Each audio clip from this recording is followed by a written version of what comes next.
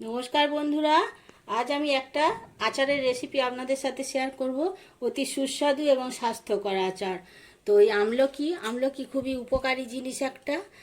সারা বছর পাওয়া যায় না বললেই চলে, তো এই সময় একটু দাম কম, তো সারা বছরের জন্য সংরক্ষণ করে রাখার জন্য তো আমার এই প্রয়াস।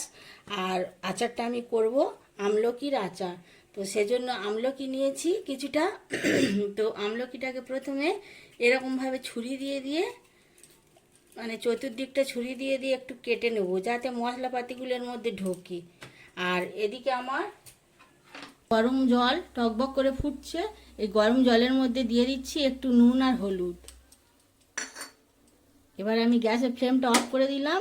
এই নুন হলুদ দিয়ে ফোটানো গরম জলটাকে আমি দিয়ে ফোটানো গরম জলটা আমলকির মধ্যে ঢেলে দিয়ে 15 থেকে 20 মিনিট রেখে দেবো,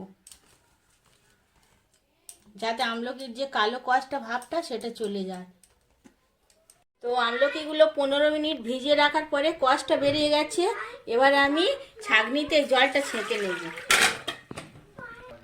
আমলকিগুলো একটা ছাঁকনির মধ্যে জল ঝরিয়ে ছেঁকে নিয়েছি। আর ইতিমধ্যে একটা মশলা তৈরি করে নেব আমি। তো মশলার মধ্যে থাকছে শুকনো লঙ্কা, একটু গোটা জিরে, গোটা মৌরি আর ধনে, আর কয়েকটা ছোট এলাচ। এগুলো আমি একসাথে দিয়ে শুকনো করে ভেজে গুঁড়ো করে নেব। একটু লাল লাল হয়ে গেলে নামিয়ে ঠান্ডা করে এটাকে আমি গুঁড়ো করে নেব। মশলাটা ভাজা হয়ে গেছে, একটা মিক্সচার গ্রাইন্ডারের মধ্যে দিয়ে এটা আমি গুঁড়ো করে নেব। আর ততক্ষণে চিনির রসটা তৈরি করতে দেব। কড়াইতে দিয়ে দিচ্ছি একটুখানি সামান্য জল আর 1 বাটির মতো চিনি।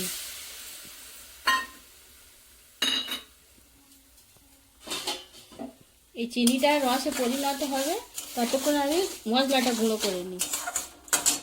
মশলাটা গুঁড়িয়ে নিয়েছি, আর এদিকে চিনি থেকে রস অনেকটা বেরিয়ে গেছে। ঠিক এই সময়ে আমি জল ঝরানো আমলকিটা এর মধ্যে দিয়ে দিচ্ছি।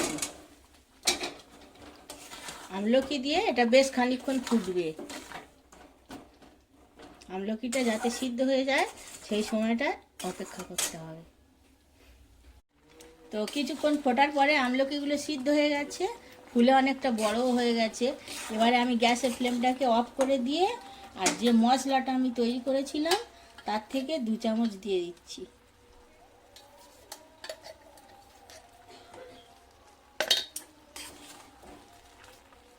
এবারে আমি নামিয়ে রেখে দেব, ঠান্ডা হয়ে গেলে পরিবেশন করব।